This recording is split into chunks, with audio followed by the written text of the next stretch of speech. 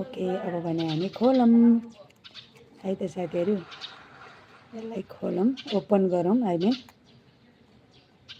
ओहो, कति राम्रो चरा करायो साथीहरू, मेरो कानैमा आएर। उफ, राम्रो भन्ने बित्तिकै त झन् बेसरी पो करायो त।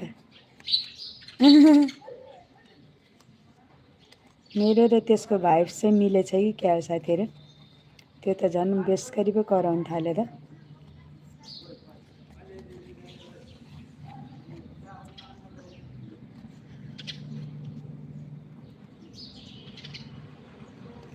ओके साथीहरू, अब भने हाम्रो स्टार अलमोस्ट रेडी भइसकेको अवस्था छ, यहाँ हेर्न सक्नुहुन्छ।